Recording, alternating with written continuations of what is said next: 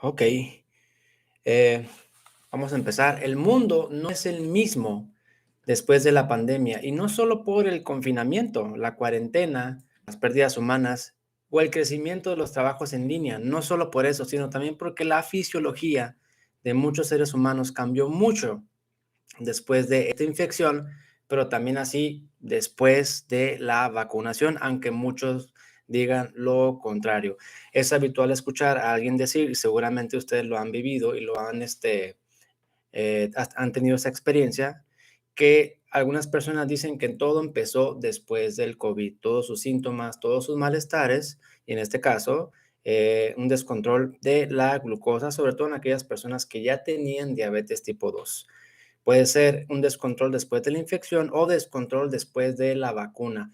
A medida que el tiempo pasa, se descubren nuevas formas de cómo el COVID está causando complicaciones a largo plazo, como es el famoso long COVID o COVID largo, una entidad para hacer referencia a las complicaciones a largo plazo y síntomas que no desaparecen tiempo o meses, inclusive años después de haber tenido esta infección o por la vacunación. Esta es una realidad, ya existe este diagnóstico a pesar de que la comunidad médica como que quiere censurar esta información y muchos niegan la existencia de estas complicaciones. Y el día de hoy hablaremos de cómo afecta el COVID a las personas con diabetes tipo 2, especialmente, más que nada por los dos escenarios más comunes que yo he observado. Uno de ellos es cuando la diabetes empieza después del COVID y el otro es cuando la diabetes empeora después de esta infección. Y para esto me gustaría empezar por platicarles un caso real que vi hace poco.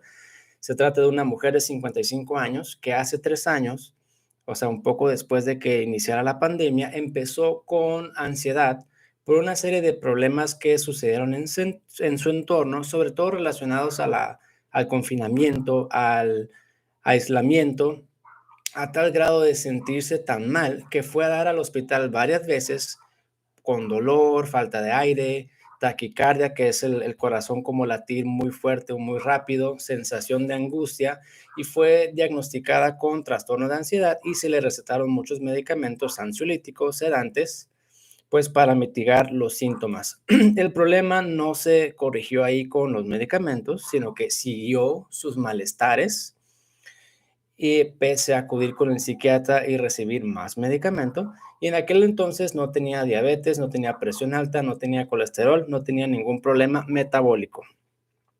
Pasó el tiempo y estos problemas fueron continuando, síntomas neuropsiquiátricos, sin poder controlarse con medicamento, y empezó a orinar muchas veces hace 6 meses. Inmediatamente sospechó que algo andaba mal, se hizo análisis y salió con glucosa de 135 y hemoglobina glucosilada de 6.9. Fue a consulta y el médico le dijo, ¿es usted diabética? Una noticia que es un golpe, por supuesto. Se siente feo que te digan eso. Usted va a tomar medicamentos de por vida, ya no hay nada que hacer. Como ustedes ya saben, la metformina fue recetada y nada más. Esta persona lógicamente sale del consultorio pues toda desorientada, con un dolor por esa noticia, por sus análisis y sin saber pues exactamente qué hacer al recibir esta mala noticia de que tenía diabetes. Eh, Ustedes dirán, ¿esto qué tiene que ver con el COVID? El COVID actúa de forma muy misteriosa. Algunos los afecta de alguna forma y otros en forma diferente. En el caso de esta paciente, el COVID desencadenó una inflamación sutil, crónica, lenta, que es muy difícil detectar en algunos estudios de sangre o estudios de imagen, pero que está ahí y altera el funcionamiento de diversos sistemas, en este caso los nervios y el estado mental de esta persona, que a su vez generó ansiedad y que a su vez aumentó el cortisol y por último le causó diabetes tipo 2.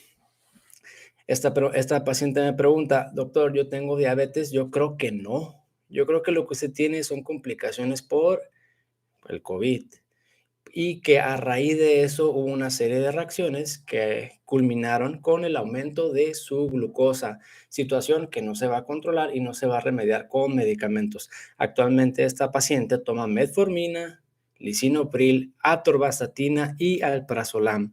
Ojalá se sintiera bien, pero a pesar de estos 4 medicamentos no tiene mejoría. Lo interesante, insisto, es que esta persona no tiene diabetes, tiene otra enfermedad, tiene complicaciones por el COVID, tiene problemas de cortisol desencadenados por esta inflamación que se genera en el cuerpo a largo plazo.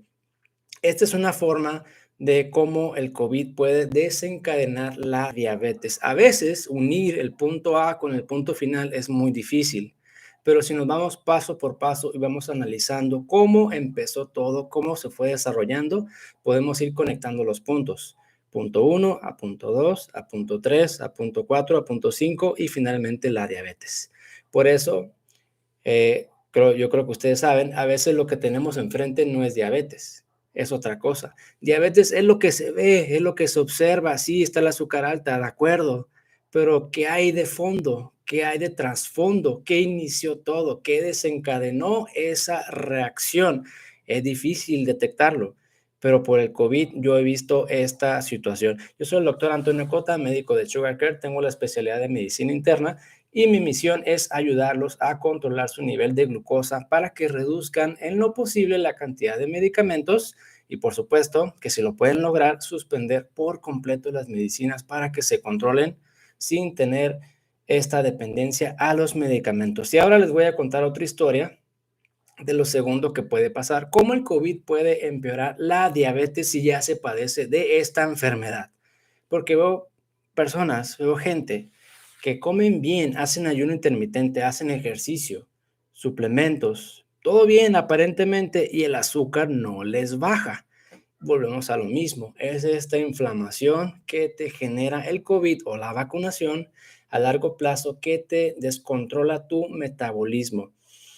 El cuerpo humano, todo su metabolismo y todos sus órganos están comunicados por señales nerviosas, señales por moléculas que se llaman citocinas y también se comunican a través de hormonas. Y esta es una comunicación fluida. Lo importante de esta comunicación entre los órganos es que cada uno tiene que funcionar para hacer bien su trabajo, pero sin afectar al otro. Todos tienen que estar en armonía, por eso se tienen que comunicar. Así funciona el cuerpo humano. Todo está conectado, nada funciona como un ente separado, ¿no? Pero esta comunicación se da por estas moléculas, citocinas y hormonas, pero se ve influenciada por otras sustancias que también son citocinas, pero que corresponden a la inflamación. La inflamación es la respuesta que el cuerpo tiene para sanar, reparar un daño o restaurar la salud. Se activan algunas células que tenemos del sistema inmunológico principalmente y producen una serie de moléculas inflamatorias para reparar el daño y que circulan por el cuerpo y están en la sangre. Pero estas pueden generar interferencia con la comunicación entre los órganos y si los órganos no se comunican de manera apropiada, el metabolismo no va a funcionar bien. Entonces, no pueden ajustar sus funciones dependiendo de lo que el cuerpo humano necesite porque no están recibiendo los mensajes de los demás órganos. Además de esto, las hormonas como la insulina o el cortisol se ven alteradas porque no pueden realizar su función de forma normal. Y si no funcionan de forma normal, en otras palabras, se crea resistencia a la insulina o resistencia al cortisol por esta inflamación. Esto hace a su vez que el cuerpo produzca más insulina y más cortisol y culmina con la aparición de glucosa alta y diabetes tipo 2. Pero ojo, no olvides que todo empieza con la inflamación. Y de hecho, esta inflamación es el tercer requisito para revertir por completo la resistencia a la insulina y la diabetes tipo 2. El primer requisito es eliminar el exceso de azúcar mediante una dieta baja en carbohidratos y el ayuno intermitente. El segundo requisito es eliminar la resistencia a la insulina. Y el tercero es eliminar la inflamación. Eliminar la inflamación para que tu metabolismo funcione bien y la diabetes no regrese y tu glucosa se mantenga estable. Y es ahí donde interviene el COVID, una inflamación crónica que no permite consolidar tu proceso de reversión de la diabetes. El COVID está compuesto por muchas proteínas, digamos, pero la que más llama la atención es la proteína S o spike, segmento S1, que de hecho es la que se utiliza para realizar algunas vacunas. Y esta proteína estimula la inflamación, así funcionan todas las vacunas.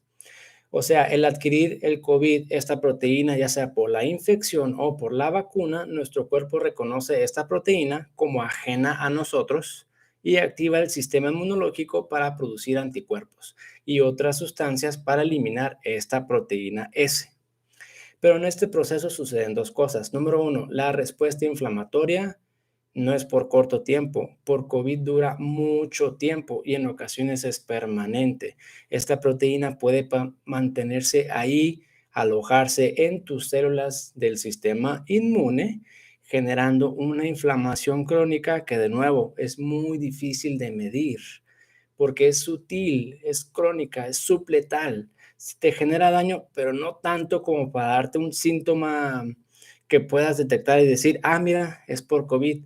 Es difícil detectar este problema. La otra propuesta es que esta proteína genera mimetización antigénica. ¿Qué significa eso? Que esta proteína S puede ser muy similar a ciertas estructuras del cuerpo, sobre todo el sistema neurológico, endocrino y cardíaco. Y el cuerpo se confunde, en vez de atacar a esta proteína del COVID, ataca al cuerpo mismo porque se parecen demasiado. Y la otra posibilidad es que esta proteína del COVID te genere cambios en tu circulación, en la microcirculación, en las arterias de muy pequeño calibre, que genere coágulos o una enfermedad microtrombótica, así se le llama, que afecta la circulación de sus órganos y los órganos sin una circulación sana o efectiva, lógicamente no pueden funcionar bien. Los sistemas más afectados son el cerebro, corazón y el sistema endocrino. El sistema endocrino es el encargado principalmente de controlar la glucosa, la insulina, el cortisol, glucagón, incretinas y muchas otras hormonas. Si el sistema endocrino no funciona bien, la diabetes tipo 2, si es que ya la tiene, puede empeorar, pero todo a raíz de esta inflamación por el COVID o por la vacunación. No olvides que debes eliminar las causas del problema siempre que sea posible y los medicamentos para la diabetes tipo 2 únicamente ayudan para el control de los síntomas, que no son malos, se pueden utilizar, pero no debe ser el único tratamiento y no debe ser el pilar del tratamiento, ¿no? Además, los medicamentos para la diabetes tipo 2 no te van a ayudar a eliminar esta inflamación. Los casos de diabetes descontrolada por inflamación por el COVID requieren un tratamiento diferente.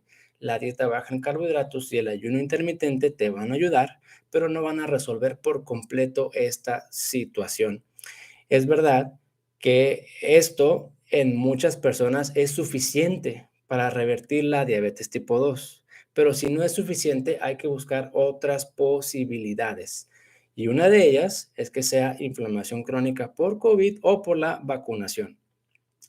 Si tú piensas que tu vida es completamente diferente hoy después del COVID, entonces quizá haya o tengas inflamación crónica sutil porque esto no te genera complicaciones inmediatas, sino que poco a poco y te va literalmente pues matando lentamente porque va afectando tu metabolismo en diferentes cosas. Si es este el caso, ¿qué se puede hacer? Y lo que yo recomendaría, número uno, confirmar la inflamación, detectar qué complicaciones hay, como mediante pruebas de laboratorio, biometría hemática, química sanguínea completa, proteína C reactiva para medir la inflamación del cuerpo, dímero D de dedo, dímero D, esa es una proteína que va a estar aumentada si se están formando coágulos en la circulación, perfil tiroideo, ver cómo funciona la glándula tiroidea, electrocardiograma, que es un estudio del corazón, y esto es una recomendación mía basada en mi experiencia, porque yo he visto muchas personas, incluso yo mismo, que después del COVID me hice un estudio del corazón y salí con un bloqueo que no tenía antes, y conozco muchas personas jóvenes que por el COVID y por la vacunación han tenido problemas cardíacos, sobre todo de miocarditis. que si bien ahorita funcionamos bien, quién sabe en un futuro qué complicaciones podríamos tener ahí. Yo creo que un electrocardiograma, si se sospecha de complicaciones crónicas por el COVID, debe ser parte de los estudios.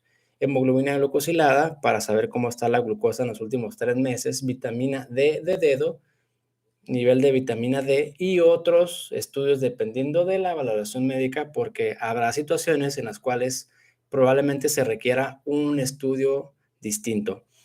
Y después de ahí, si hay inflamación, existen protocolos antiinflamatorios, pero lógicamente estos protocolos antiinflamatorios dependen de la causa, porque puede haber una inflamación crónica por sobrecrecimiento bacteriano, en caso de Cándida, Helicobacter pylori, por ejemplo, inflamación crónica por sensibilidad alimentaria, por gluten, por otras enfermedades autoinmunes y por COVID.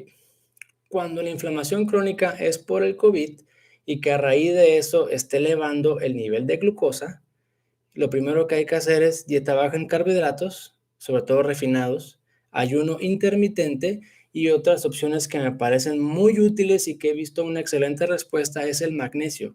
Citrato de magnesio, he visto que muchas personas mejoran. Exactamente no sé qué sucede, pero al tomar magnesio a los 2, 3 días se sienten mucho mejor, duermen mejor, menos ansiedad y la glucosa en consecuencia empieza a disminuir. Otra opción o una herramienta para atacar esta inflamación por el COVID es la melatonina. La melatonina es una hormona que el cuerpo produce de forma normal y natural, pero que en algunas personas está alterada, insisto, por esta inflamación, y cuando hay problemas del sueño, hay problemas del cortisol en consecuencia. Y la melatonina puede ser útil en las personas que no duermen bien o no tienen un sueño reparador. Otra herramienta que puede ser bastante útil es el resveratrol. Resveratrol es un antioxidante muy potente que disminuye además la inflamación. El resveratrol es el componente que hay en los vinos, en el vino tinto, pero el vino tinto pues tiene alcohol y el suplemento de resveratrol no tiene alcohol. Es únicamente la propiedad buena, se podría decir, del vino tinto. También he visto que funciona bastante bien. Otra herramienta son los probióticos, sobre todo si hay problema de sobrecrecimiento bacteriano, que para eso también hay protocolos, hay estudios para medir qué proporción de bacterias buenas o malas se cuentan y cuál es la mejor forma de abordar eso. Probióticos es otra opción. Algunos dicen que la ivermectina funciona para bajar la inflamación por COVID-19 eh, a largo plazo. En mi experiencia, yo no he utilizado mucha ivermectina, honestamente, porque lo demás creo que me ha funcionado bastante bien. La dieta, el ayuno, magnesio, melatonina, resveratrol, probióticos. Otra posibilidad es la intolerancia al gluten. eh, y dentro de los estudios generales se van detectando otros problemas. Resistencia a la insulina, falta de vitamina D, falta de complejo B, dímero D, problema de circulación, hipotiroidismo y se van corrigiendo todas estas consecuencias. Hay otras herramientas, pero dependen de cada caso particular. Las que te acabo de comentar son a manera general y son la primera elección. Si eso no funciona, hay que revalorar el caso y ver cuál sería la mejor opción de tratamiento. Y al corregir esta inflamación por COVID, para repetirlo, la inflamación por COVID-19 hace que el sistema endocrino no funcione de manera adecuada. Y el sistema endocrino es citocinas, es hormonas, es insulina, es cortisol, entre otras sustancias. Y si esto no funciona bien, en consecuencia, el metabolismo y el control de la glucosa no se da de manera correcta. Volvemos a lo mismo, hay personas que no tienen diabetes tipo 2. ¿Tienen azúcar alta? Sí, pero por otra situación. Y lógicamente los medicamentos pues, no te van a ayudar a corregir esa situación.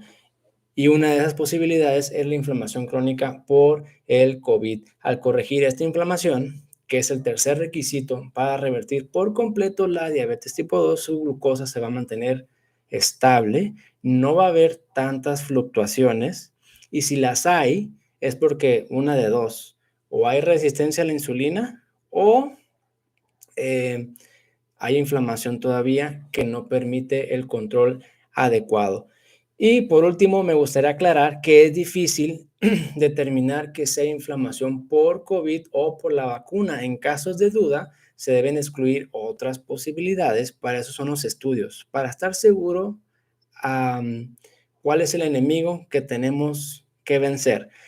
Pero si no hay otro diagnóstico más probable y ya se agotaron todas las opciones, yo creo que es momento de pensar en esta posibilidad. Se le puede dar por este lado. Al final de cuentas, son tratamientos que son bastante seguros, no son una bomba de antibióticos, no es quimioterapia, son tratamientos bastante seguros con pocos efectos secundarios que yo creo que en algunos casos valdría la pena intentar. Yo soy el doctor Antonio Cota, cuento con consultas en línea. Si no has logrado controlar bien tu nivel de glucosa, puedes consultar mis datos en la descripción del video para que te comuniques, hazme llegar tus estudios y darte mi opinión sobre tu tratamiento para que puedas revertir la diabetes tipo 2. Algunos pacientes se sorprenden al consultarme porque en la primera consulta están bien seguros de que lo que tienen es diabetes tipo 2. Pero yo de repente veo datos que me hacen pensar, a lo mejor no es diabetes este problema. O a lo mejor sí es diabetes, pero es otro tipo de diabetes y no es tipo 2. Y eso como que a veces genera confusión, pero es que no podemos seguir haciendo lo mismo y esperar un resultado diferente, ¿no?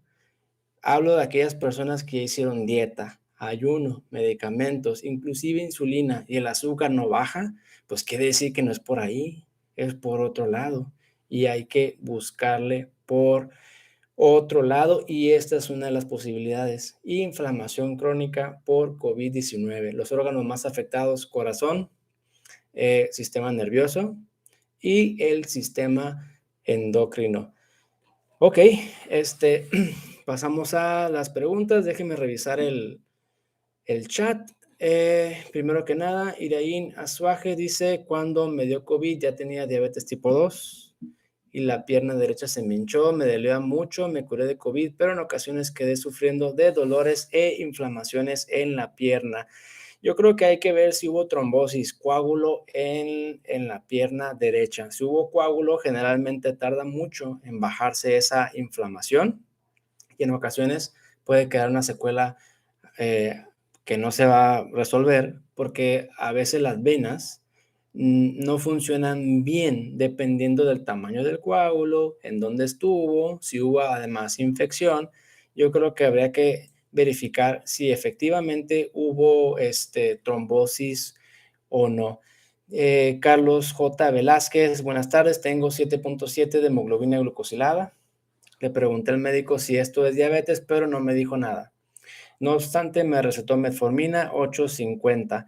Hemoglobina glucosilada mayor a 6.5%. Se considera diagnóstico de diabetes y si únicamente le recetaron metformina, pues es un tratamiento incompleto. Y más adelante comenta él mismo que después de ver los videos, comenzó con el ayuno intermitente de 14 horas y que en un mes bajó 3 kilos, pesa actualmente 81 kilos, su presión arterial se normalizó y que tiene mucha confianza en revertir los valores de hemoglobina glucosilada. Hay que darle tiempo, 2 a 3 meses para que ese valor se modifique. Y si aún no lo has logrado, hay que buscarle por otro lado. José Eribés, gracias doctor por dar consejos. Saludos desde Chihuahua. Igualmente, saludos desde Baja California. Y a todos los que están presentes y están escuchando esta transmisión, para mí es una oportunidad de compartirles lo que he observado que funciona mejor para la diabetes tipo 2. Vamos a ver, dice Eleazar Patlán, doctor, tomo media metformina y losartán para la presión, pero me dice el médico que no soy diabético. Me pregunta entonces, ¿por qué me da la metformina? Yo creo que es una pregunta para él, porque él él está recetando la metformina. Sin embargo, te puedo decir que a veces la metformina se indica cuando se tiene prediabetes, que yo creo que no se debería de hacer, o cuando se busca bajar de peso, que yo creo que tampoco se debería de hacer. A lo mejor te la dio por ese motivo, no lo sé. Ok, vamos a ver. Dice Enrique Benítez, me dio COVID severo y por bajarme el oxígeno me inyectaron dexametasona, un esteroide. Salí de eso, pero luego salí con azúcar y me dijo el médico que fue por la dexametasona y ahora estoy con insulina. Si tu tipo de diabetes fue por este medicamento, es totalmente reversible al quitar el medicamento. Desconozco por qué te dieron insulina, a menos de que el azúcar te haya subido mucho, a 400 o 500 por este medicamento. Tal vez sí hubiera sido prudente utilizar por un tiempo insulina. Sin embargo, así como me la platicas, creo que hay potencial para revertir esa enfermedad y dejar la insulina. Dice, soy Naye, ¿cómo me doy cuenta si tengo resistencia a la insulina? Hay síntomas, a veces no se siente nada y no se detecta nada. Síntomas, sobrepeso, suben de peso, presión alta, empieza a subir el colesterol o triglicéridos, sube la glucosa. En la piel puede haber cambios de acantosis nigricans. Esta es una coloración oscura, sobre todo aquí alrededor del cuello. A veces empieza en axila, a veces en la zona inguinal. Esos son los síntomas más comunes de resistencia a la insulina. Ahora, si el azúcar está muy alta, puede haber exceso de hambre, polifagia, mucha sed, poliuria y polifagia, poliuria y mucha sed, polidipsia. Eh, Hay otra forma de detectarla, que es midiendo tu insulina basal y un índice OMA. Con eso se confirma la presencia de resistencia a la insulina. José Perales, saludos desde San Antonio Ranch, Texas. Igualmente, saludos desde Baja California, José Perales. Silvia Cervantes dice, me parece increíble que tan buena formación tenga tan pocas personas viendo. Así, bueno, no me molesta. Creo que las buenas obras empiezan en pequeño. Yo creo que hay que perseverar. Creo que el motivo y la causa es bastante grande. Yo creo que vamos bien. En este proceso, pues sigo aprendiendo, sigo adquiriendo experiencias, conectándome con más personas, mi equipo de trabajo sigue creciendo, creo que vamos por buen camino. Además, también siento que estamos luchando contra la comunidad médica, porque si yo le digo a mis compañeros con los que hice la especialidad, oye, la diabetes tipo 2 se revierte, oye, la dieta, oye, el ayuno, pues me tachan de loco, porque no creen en eso. Y los comprendo en cierta parte porque el sistema educativo nos convence a los doctores de que eso está mal, de que hay que detectar enfermedades y una de dos, prescribir medicamentos u operar o realizar cirugías y que no hay nada más y que no hay ninguna otra alternativa, pero pues eso es una falsedad. Francisco Alberto Segura dice, doctor, buenas noches. Tenía hemoglobina glucosilada 7.5, mi dieta es pan cero, perdón, sí, pan cero, azúcar cero, cero arroz, cero gaseosas, se repitió la glucosilada y tiene 6.3, pues bajó con estos cambios. Al bajar los carbohidratos de tu alimentación, tal vez le falte el ayuno intermitente para que logre revertir por completo esta condición y si no, buscar otra posibilidad.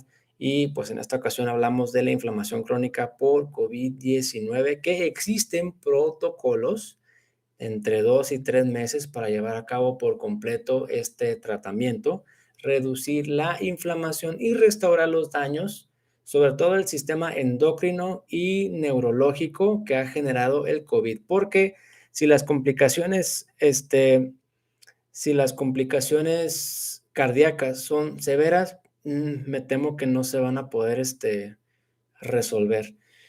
Ok, dice Mercedes Rosas, saludos igualmente. Gracias por sus palabras. Anesté Rubio, doctor Antonio, buenas tardes. Muchas gracias por estar aquí presentes. Roselia Pantaleón dice buenas tardes. Hago dieta baja en carbohidratos con ayuno y en las tardes bajo el nivel de azúcar.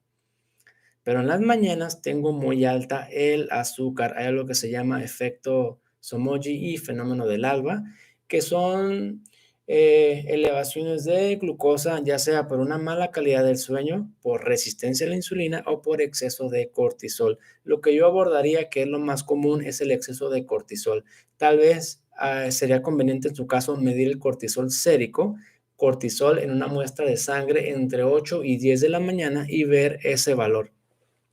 Si está alto, pues es el cortisol su problema, o si está cerca del límite superior, probablemente también sea ese el problema y haya que hacer otras cosas para bajar ese cortisol.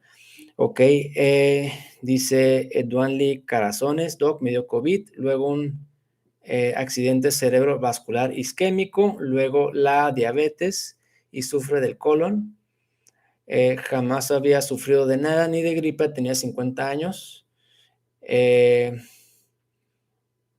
ok, pesaba 95 kilos y ahora pesa 82 kilos y no sube de peso. Pues hay varias complicaciones, inflamación crónica, no sé cómo ande la diabetes y no sé cómo, qué secuelas tiene o complicaciones por el accidente cerebrovascular o embolia cerebral, como se le conoce comúnmente.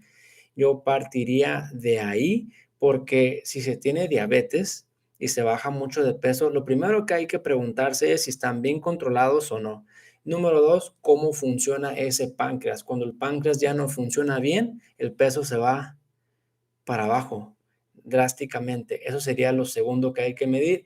O probablemente estés más o menos bien controlado y el páncreas funciona más o menos bien, pero hay una resistencia tremenda a la insulina.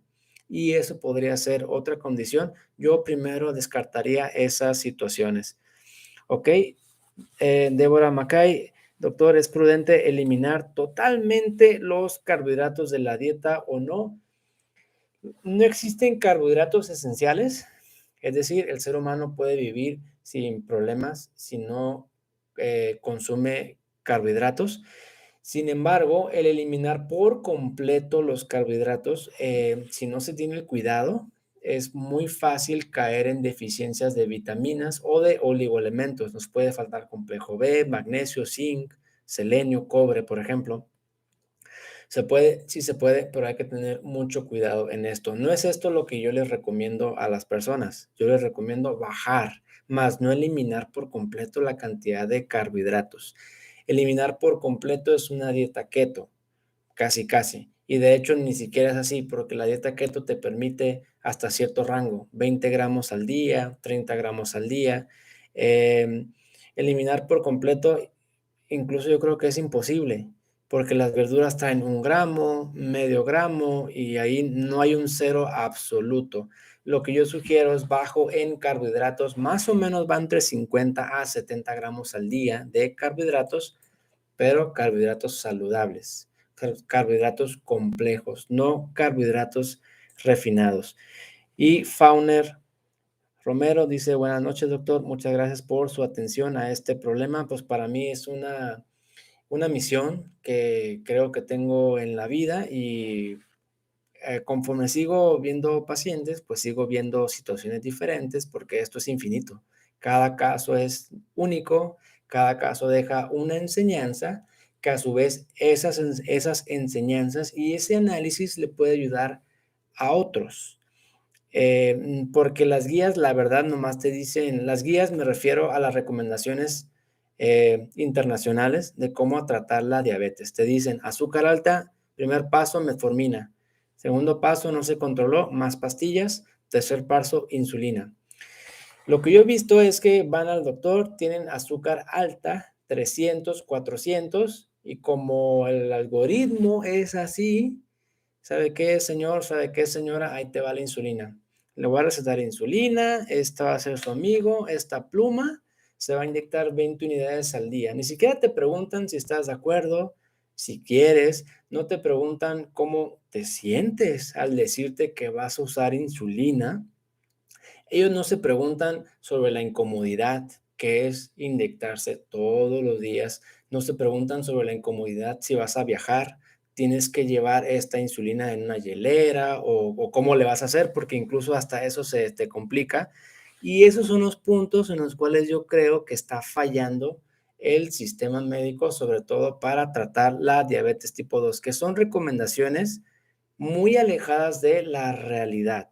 Un, si yo fuera muy cuadrado con esas recomendaciones como era antes de abrir los ojos, pues te das cuenta de que no es así, pero te das cuenta hasta que lo vives, hasta que ves a alguien cercano o a ti mismo pasar por algo así y te das cuenta de que todo está mal, de que todo está mal y que existen otros caminos para bajar la glucosa, que no es únicamente pues la insulina.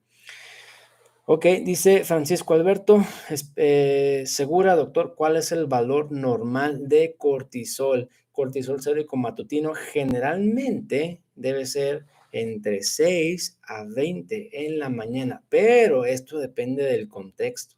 Depende del contexto, en qué momento se hizo la prueba y en qué situaciones se está haciendo la prueba. Por ejemplo, si medimos cortisol en una persona que está hospitalizada, que la operaron ya 2 veces, que está todo estresado, que lleva un mes en el hospital, lógicamente el cortisol va a salir alto.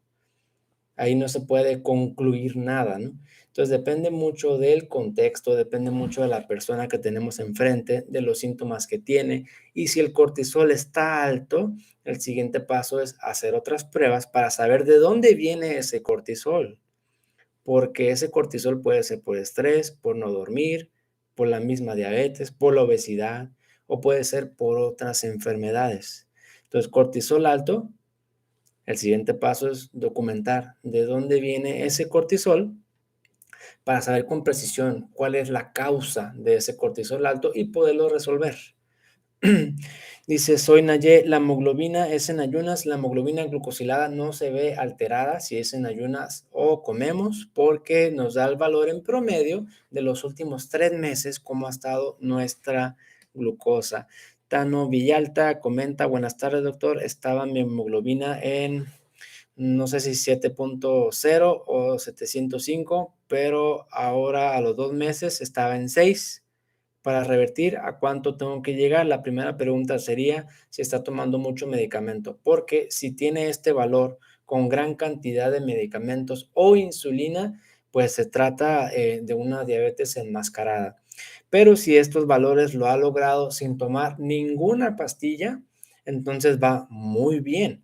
Está en remisión parcial con 6% de hemoglobina glucosilada. Para revertir por completo la enfermedad tienes que llegar a un 5.6%, que es normal, 5.6 para abajo, sin medicamentos, sin insulina y mantenerte así de bien por 6 meses. Pasado este tiempo, bien controlado, sin medicamentos, sin insulina, se dice que la enfermedad está revertida por completo. Ok, toma tiempo, toma 2, 3, a veces hasta 6 meses en llegar a la remisión total, glucosilada 5.6 y de ahí contar y mantenerte 6 meses para que lo logres revertir por completo.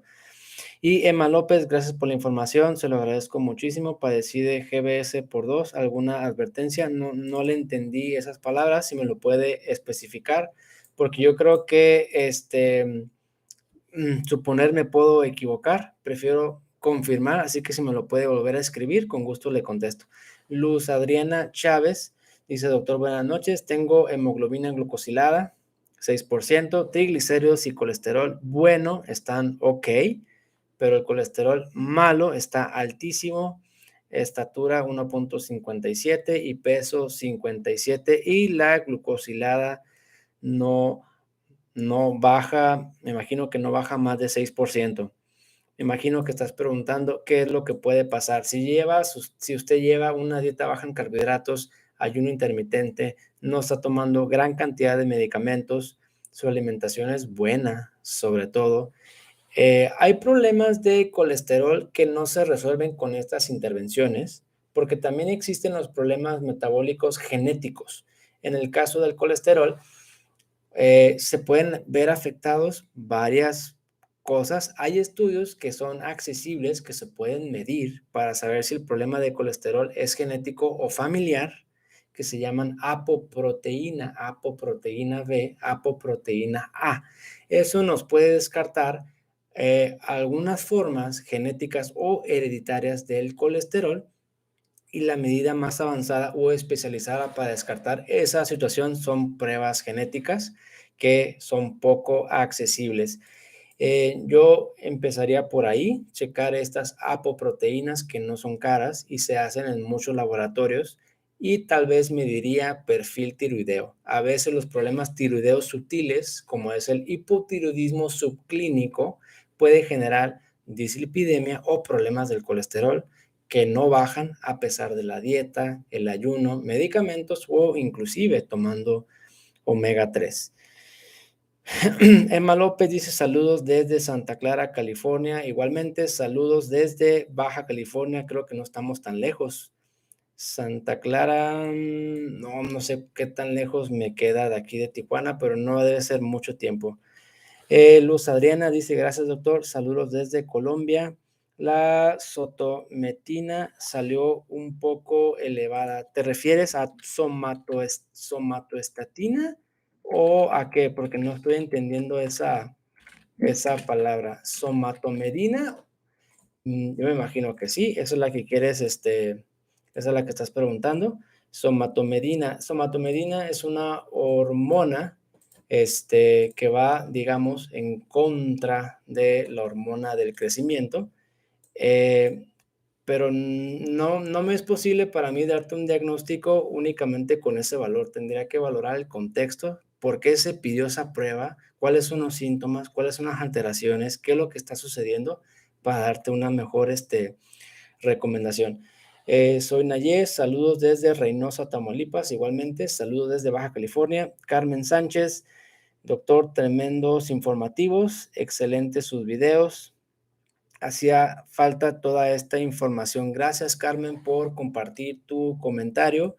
Y pues me gustaría agregar que existen formas de detectar complicaciones a largo plazo por el COVID. Seguramente muchos de ustedes no se sienten bien después de esta infección o después de la vacunación, y esto es porque existen estos problemas y existen protocolos que, si bien son muy nuevos aún están como a prueba. Todo esto se puede modificar, pero yo sí he visto que mucha gente mejora con estas intervenciones. De hecho, el día de ayer, mentiras, la semana pasada, el jueves, acudió una paciente que no tiene diabetes, tiene problema de cortisol y tiene hemoglobina glucosilada en 7%, y ha estado así desde 6 meses, yo creo.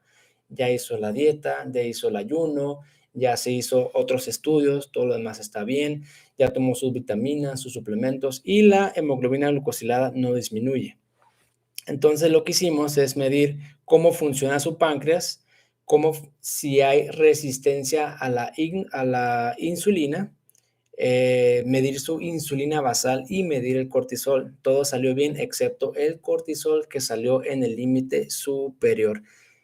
Padece mucho de ansiedad y literalmente, con estas palabras dice, todos mis malestares y síntomas empezaron después del COVID.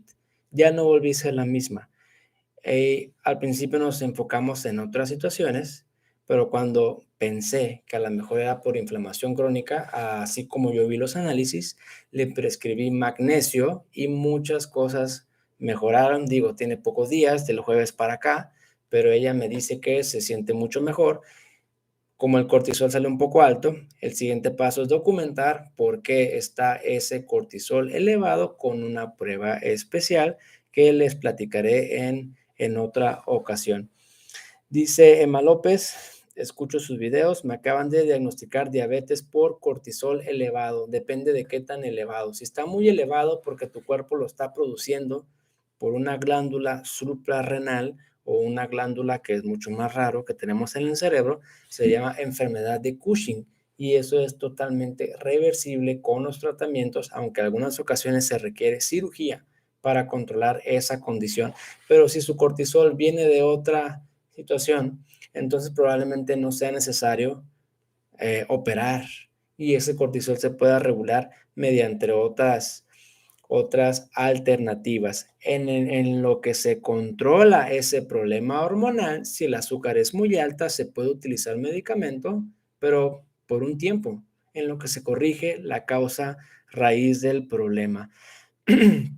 Edwin Guijosa dice, ¿cuál es la medida que debe sacar un diabético después de comer? Sin medicamento, 2 horas después de comer. A ver, después de comer, sin medicamento, 2 horas después de comer. Ok, para decir que está bien controlado, la glucosa tiene que ser de 130 o menos después de comer. Algunos dicen que hasta 140 y a otros dicen que hasta 180. Lógicamente, entre más alto el valor, pues peor, ¿no? Entre más alta esté el azúcar, peor está esa persona. Entre más cercano a 100 después de comer, y esto lo digo yo bajo mi experiencia, entre más cercano a 100, menos complicaciones y mejor controlado va a estar. Débora Macay dice, ¿cuál es la dosis que recomienda tomar de magnesio? 400 miligramos en su forma de citrato, tabletas. Con el polvo sí se puede utilizar, pero yo lo que he visto es mucha diarrea, gases, estreñimiento, colitis con el polvo y no tanto con las tabletas. Y a los que los he prescrito o recetado el magnesio, con las tabletas ha funcionado muy bien y si algo funciona, yo creo que no hay razón para moverlo. Tiene otra pregunta, Débora Macay, ¿se puede tomar el colágeno combinado con vitamina C? Sí, sí se puede, no hay ningún problema. Yo preguntaría, pues, ¿para qué, no? ¿Cuál es el objetivo? Siempre que se va a agregar algo, un suplemento, un medicamento, una inyección, algo, preguntarse para qué. ¿Qué queremos lograr con esa cosa? Porque si no hay una meta clara, nomás los tomo porque sí, pues no vamos a saber siquiera si nos está funcionando o no. Tenemos que tener una meta clara. Yo tomo esto porque quiero bajar la presión. ¡Pum! Y eso es lo que tienes que ver. ¿Te baja la presión? Perfecto. Pero si ya llevas 3, 6 meses y ese medicamento, suplemento, inyección o lo que sea, no cumple el objetivo, pues ¿para qué seguirlo tomando, no? Entonces yo creo que cada cosa hay que analizar. De hecho, el último video que subí de polifarmacia, porque se recetan muchos medicamentos que se pueden suspender simplemente revisando el objetivo. Si uno revisa, a ver, esta lista de medicamentos, ¿qué es necesario? ¿Qué es absolutamente necesario de aquí que no se puede obtener por otra forma? Y si se puede obtener de otra forma y no es necesario, quitar. Porque volvemos a lo mismo, las recomendaciones médicas son muy cuadradas. Tienes el colesterol alto y no te dice de cuánto. Tienes el colesterol alto, pastilla. Pero si el límite, doctor, pero el límite del colesterol es de 200 y yo tengo 201, me dieron medicamento 201 a 200, pues es casi lo mismo, ¿no? Eh, que salí de glucosa en 102, normal es de 100, ¿para qué le darías metformina cuando la glucosa, pues 101 y 100, la verdad es casi lo mismo? Entonces yo creo que revisando si es estrictamente necesario tomar ese medicamento, se pueden eliminar muchos medicamentos. No es raro encontrar personas que tomen 10, 12 medicamentos, que si lo convertimos a pastillas, pues son 20, 24 pastillas al día, es demasiado medicamento. Ok, dice Omar Ávila, doctor, antes de dormir tengo el azúcar en 97 y a la mañana al día siguiente amanezco en 102. ¿Qué puede ser? Podría ser completamente normal. Yo creo que habría que revisar si hay resistencia a la insulina, si tu sueño es reparador y si hay exceso de cortisol. Yo lo confirmaría mediante una hemoglobina glucosilada. Si tu hemoglobina glucosilada es normal, 5.6, 5.4, entonces no hay ningún problema.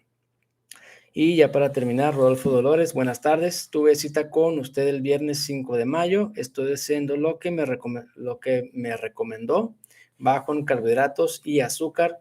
También ayuno de 16 horas y el viernes pasado de 117 bajé a 95 de glucosa. El 5 de mayo fue ni siquiera 2 semanas, fue una 7, entre 10, 11 días más o menos, y ya bajó bastante, quiere decir que usted va excelente. Cuando se tiene una respuesta muy buena en corto plazo, es buena señal, porque eso significa que la resistencia a la insulina bajó mucho y que el páncreas funciona de manera adecuada. Pero cuando esto no se observa, de lo que usted está presentando, cuando esto no se observa, hay que abrir los ojos y pensar en otras posibilidades.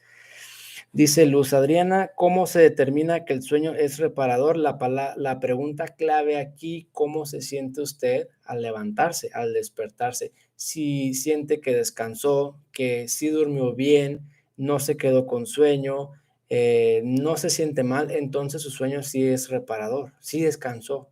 Pero si se despierta y como que no descansó, tiene sueño durante el día, se siente literalmente cansada, dolor de cabeza, irritable, entonces a lo mejor su sueño no es reparador. O sea que no depende de las horas, porque a lo mejor para mí 8 horas es lo que mi cuerpo necesita, pero para otra persona requiere 4 horas, 5 horas. Todos somos distintos, todos tenemos un reloj biológico diferente que, dicho sea de paso, se puede medir y documentar.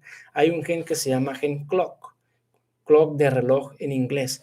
Y este gen no determina por completo, pero sí podemos inferir cuál es el reloj interno de esa persona, cuántas horas, si es madrugador o le conviene eh, despertarse más tarde, porque, insisto, nuestro reloj interno es distinto para cada uno de nosotros. La pregunta clave aquí es si descansamos con la forma y la duración en la que estamos durmiendo.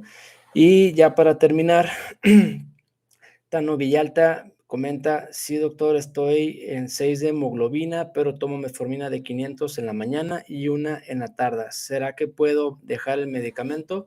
Mira, el medicamento se receta y se ajusta y se suspende, no únicamente tomando la glucosa como punto de referencia. Te pongo un ejemplo. Supongamos que yo tengo delante a una persona, a un paciente con azúcar de 110. Utiliza insulina, 5 unidades al día y metformina, una pastilla de 500 al día. Hemoglobina glucosilada de 6%. Yo le digo, señor, usted puede dejar de tomar de usar insulina. Son 5 unidades, pero quitarle 5 unidades para esa persona es un problemón. Le genera ansiedad, le genera miedo, desconfianza, inseguridad y no quiere dejar la insulina de golpe. Bueno, la insulina bájela a 4, sale. Y eso sí lo acepta, eso no le genera problema. Al mes, bájela a 3. Al otro mes, bájele a 2. Al otro mes, bájele a 1. Y por último, quite la insulina por completo. Esta persona, que en el cual te estoy poniendo el ejemplo, pudo haber dejado la insulina desde su primera consulta porque su azúcar estaba bien y su glucosilada estaba bien, pero no se la quitamos de golpe por cómo se sentía esa persona.